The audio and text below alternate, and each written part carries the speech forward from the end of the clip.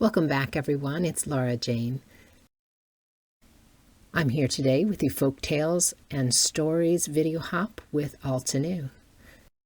Didn't have a set plan for today's video, but I knew I wanted to use the Rosy Blooms stamp and die set, as well as the embossing paste. I saw ERM add some cool texture to the background using stencil and the embossing paste, and so I wanted to see what I could do with the embossing paste and stamps. You can see as I go along, I could stop anytime. I think there are about 6 cards that could have happened here, but I just kept adding more and more. So for starters, I have an A2 size card front that I'm just using the embossing paste and the palette knife and spreading a thin layer of the embossing paste over that top. And I'm not worrying too much about making it too smooth. If you don't have a palette knife, an old credit card works really well, or just a flat edge of something. But because I'm not really going for a super smooth texture on here, it doesn't really matter. Again, the key is to not have too thick of embossing paste. And next I am choosing one of the images from the Rosy Bloom stamp set. Working with the leaf images, I'm using the large one first, and I'm inking it up with Emerald crisp ink. And I'm giving it a spritz with the fine mister.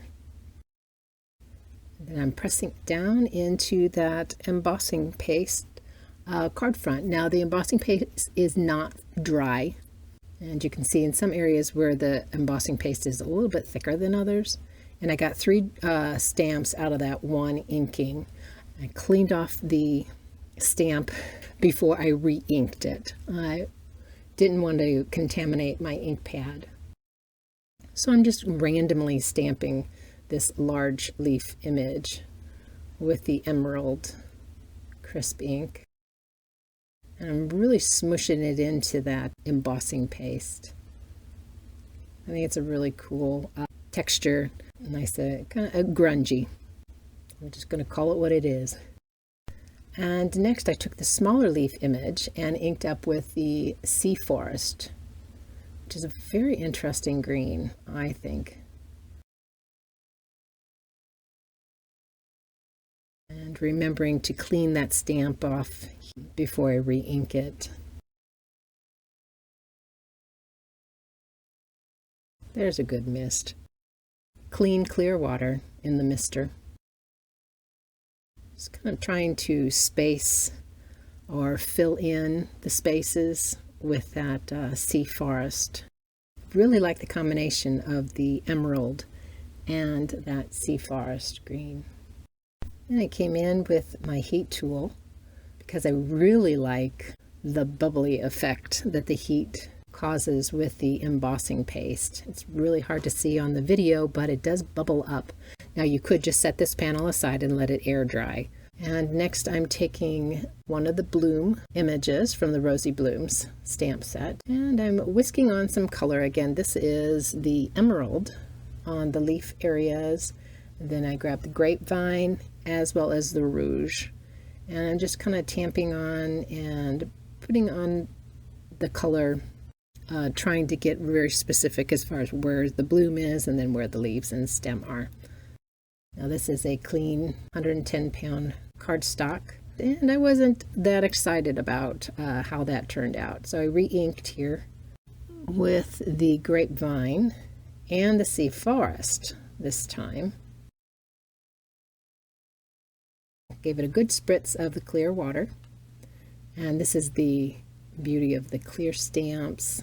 I can line it up pretty well with that acrylic block here and just re-stamp over it, and I was much happier with that. Next I took some clear clean water and a watercolor brush and added water to the petals and leaves and just kind of allowed that crisp ink to move around just a little bit, because this is just regular 110-pound cardstock and not watercolor cardstock. It's not, the water is not moving the color around too much, just a little hint of it. If you wanted more of a true watercolor look, then watercolor paper would have been better to stamp on. And I'm drying this with the heat tool, setting that color. Something I forgot to add earlier is it is important to clean off the stamps after using that embossing paste. You don't want that to dry on your stamps. And I wanted a more definite outline to my floral image, and took the obsidian pigment ink and positioned over the top as best as I could, and give a good stamp. Now I didn't have good contact in the middle of the image, so I just re-inked it and re-stamped. Now, perfect alignment is not my thing, so I like the look of a shadow line or a very thin, and so that's what I got. Heat set that ink. That's important to do with the obsidian ink, is to get it dried fully. And I wanted to get some more color on the blooms. We were too faint in color. So I pressed that grapevine onto an acrylic block, added some clean water to it, and dabbed the color on. Adding some rouge, clean water. I'm liking how this is turning out.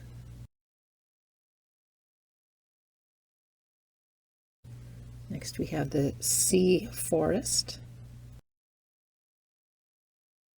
I'm just kind of going for a very loose, messy watercolor look, and a little bit of emerald just to deepen that green in certain areas.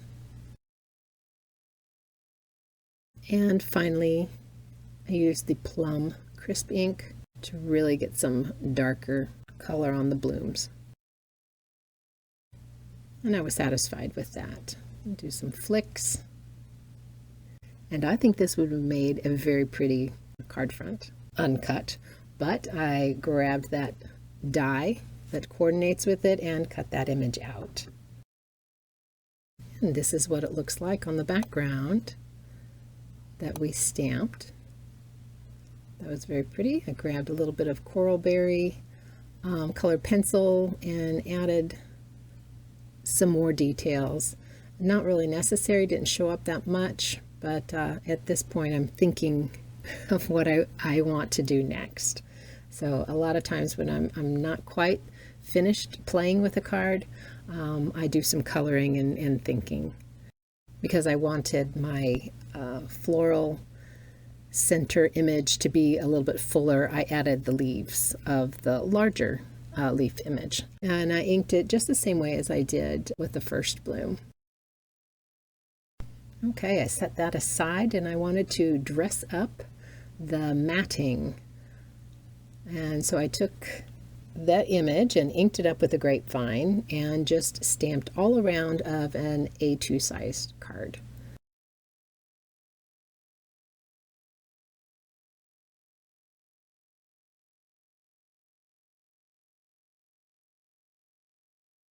And I thought that the background matting was a little too light, so I added some rouge ink blending.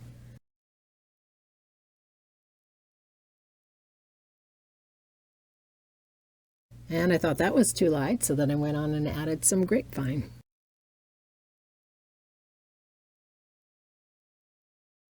And I grabbed some ink from the image that I felt, I added a little bit of clear water spritz and grabbed some ink from that with a watercolor brush to add a little bit of splatter. And decided there was still enough ink on there to give one more press of that pretty bloom, the rosy bloom, in the center of that panel. And that could be a second card. I thought that was really pretty. And going back to our first panel with the leaves and the embossed paste, I wanted to make sure it laid really flat on my card. So I'm using this double-sided adhesive from Altenew.